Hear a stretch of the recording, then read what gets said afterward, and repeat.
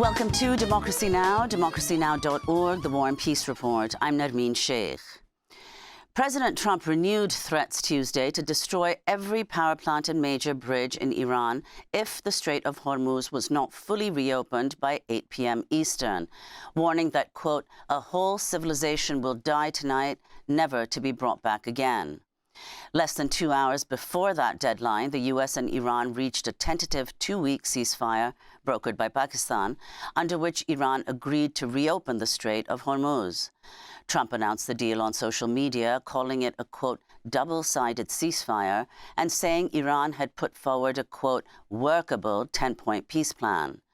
Iran's Supreme National Security Council said it accepted the terms, but warned its, quote, hands remain on the trigger. Crowds of people gathered in Tehran and other cities, waving flags to celebrate the news of the 2-week ceasefire. Early on Tuesday, the U.S. struck military targets on Iran's Kharg Island, the source of nearly all of Iran's oil exports. U.S.-Israeli strikes also completely destroyed the Rafinia synagogue in Tehran, home to one of Iran's few remaining Jewish communities. This is Siamak Moreh-Sedr, a Jewish former member of Iran's parliament. They are not enemy of Iranian army. They are enemy of Iranian people. They are enemy of Iranian nation, because Iranian people are great people who does not want to obey the Zionism and the USA. And when you do not want to obey the powerful man who wants to follow Satan, they would attack you, of course. So their propaganda that we want to help the Iranian people, I think is a joke. Unbelievable joke from them. Israeli forces continue to bomb Beirut, demolish homes and evacuate villages as they push deeper into the south of Lebanon. Since March 2nd, Israeli attacks have killed nearly 1,500 people, including 129 children, according to Lebanon's health ministry. The Israeli military struck the southern city of Tyre Wednesday after issuing forced evacuation notices to residents. More than 1.1 million people, nearly 1 in 5 Lebanese, are now displaced. This comes as Israel says the U.S.-Iran ceasefire announced Tuesday does not apply to Lebanon, despite Pakistani Prime Minister Shehbaz Sharif declaring of a, quote, immediate ceasefire everywhere, including Lebanon and elsewhere. This is Naim Saleh, a resident of Beirut. The big reading for Israel is that they don't want to stop. They want to carry on wars to blackmail the entire region, naturally. Where will this lead? To more wars and more destruction. In all cases, Lebanon to be excluded. Iran won't abandon Lebanon. Iran certainly won't abandon Lebanon. Despite the ceasefire, Iran continued to launch retaliatory strikes throughout the region. 3 boys in southern Israel were wounded by an Iranian missile fired after Trump announced the truce. A security official tells the Times of Israel that the Israeli Air Force is continuing to carry out strikes in Iran.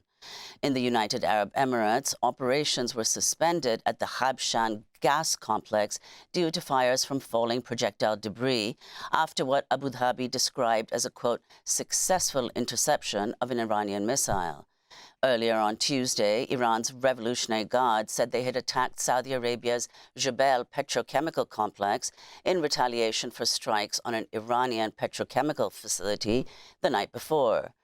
The King Fahd Causeway, a series of bridges linking Saudi Arabia to the island country of Bahrain, closed again Tuesday amid Iranian missile attacks. Oil prices swung wildly Tuesday as the U.S.-Iran war entered a new phase. Brent crude surged to $117 a barrel as President Trump threatened to demolish Iran's civilian infrastructure. After the announcement of the 2-week ceasefire, oil prices plunged more than 16%, falling below $100 a barrel for the first time in weeks. The head of the International Air Transport Association says it would still take months for jet fuel prices to stabilize once the Strait of Hormuz fully reopens. And if it were to reopen and remain open, I think it will still take a period of months to get back to where supply needs to be. given the disruption to the refining capacity in the Middle East, which is a critical part of the global supply of refined products, and not just jet fuel, for other products as well. So it will probably take months. American freelance journalist Shelley Kittleson has been released after being held for 1 week by the Iran-backed Iraqi militia, Kataib Hezbollah. 49-year-old Kittleson was abducted from a Baghdad street corner on March 31st. The militia freed her in a prisoner swap after Iraqi authorities agreed to release several members of the militia who'd previously been detained. Secretary of State Marco Rubio confirmed her release, saying the U.S. is working to support her return from Iraq. In Louisiana, 22-year-old biochemistry student Annie Ramos walked out of a federal immigration jail on Tuesday, 5 days after ICE agents entered her husband's army base to arrest her. As part of her release, Ramos was fitted with an ankle monitor and told to report to ICE every week. She'd just married 23-year-old Staff Sergeant Matthew Blank days prior to her arrest. Ramos was brought to the United States from Honduras as an infant. In 2020, she applied to the DACA program, that's Deferred Action for Childhood Arrivals, but her application was never processed. In California, federal immigration agents shot a man Tuesday after stopping his car in the Central Valley town of Patterson. The shooting left Carlos Ivan Mendoza Hernandez hospitalized. ICE Director Todd Lyons said in a statement that agents fired, quote, defensive shots after Hernandez weaponized his sedan in an attempt to run over an officer. Video obtained by Sacramento NBC affiliate KCRA-TV shows Hernandez reversing away from officers who appear to be reaching into his car. The officers draw their guns as Hernandez backs into another car, then appear to open fire as Hernandez drives forward. ICE has not said how many shots were fired. ICE agents have shot at least 8 people in 2026. Meanwhile, ICE has arrested more than 800 people following tips shared by Transportation Security Administration officials since the start of Donald Trump's second term. That's according to Reuters, which reports the TSA supplied ICE with records on more than 31,000 travelers for possible immigration enforcement. Trump administration's officials told a federal judge Tuesday that they still seek to deport Kilmar Abrego Garcia to Liberia, a country to which he has no ties. The Maryland father first made headlines in March when he was wrongfully deported to El Salvador, where he was held in the notorious Seacott mega prison. Abrego Garcia was returned to the United States after months of public outrage, but the Trump administration has since tried repeatedly to send him to one of several African countries who've agreed to accept third country deportees. Abrego Garcia's lawyers have argued that if he must be deported, it should be to Costa Rica, which has agreed to accept deportees who cannot safely return to their home countries. Homeland Security Secretary Mark Wayne Mullen has threatened to withdraw Customs and Border Protection officers from airports in sanctuary cities that limit cooperation with federal immigration agents. The move would effectively halt international travel, tourism, and commerce, though major airports in Chicago, Denver, Los Angeles, New York, Seattle, San Francisco, and elsewhere. This comes as the partial government shutdown of the Department of Homeland Security has entered its 54th day, with no signs that it will end before Congress returns from a 2-week recess on April 14th. A United Nations expert is warning that Mexico is facing a, quote, toxic crisis driven in part by the United States' use of its southern neighbor as a waste disposal site. Marcos Oriana, the UN Special Rapporteur on Toxics and Human Rights, conducted an 11-day investigative mission in Mexico, finding that weak environmental regulations and a lack of oversight have allowed pollution to accumulate, turning communities into what he called, quote, sacrifice zones. Government records show the U.S. exports hundreds of thousands of tons of hazardous waste to Mexico each year, including lead-acid car batteries. Meanwhile, Mexico has increased imports of waste to be burned as cheap fuel for industry. Oriana said the result is the, quote, legalized poisoning of people.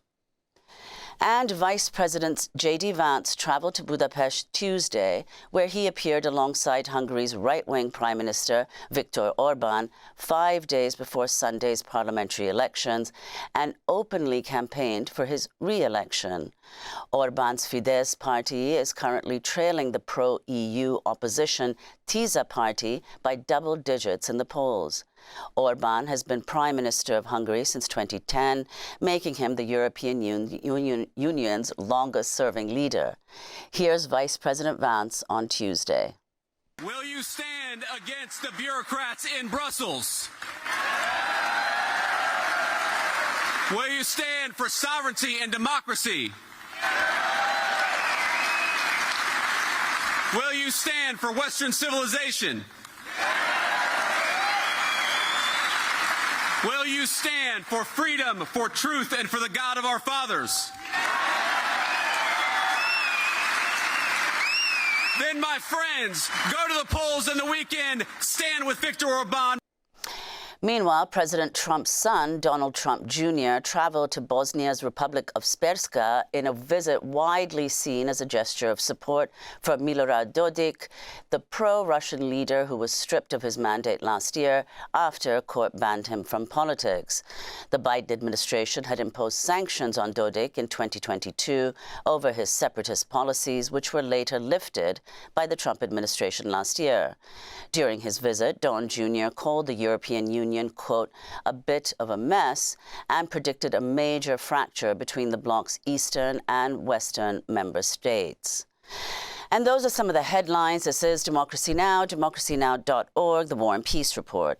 Thanks for watching Democracy Now! On YouTube. Subscribe to the channel and turn on notifications to make sure you never miss a video. And for more of our audience-supported journalism, go to democracynow.org, where you can download our news app, sign up for our newsletter, subscribe to the daily podcast, and so much more.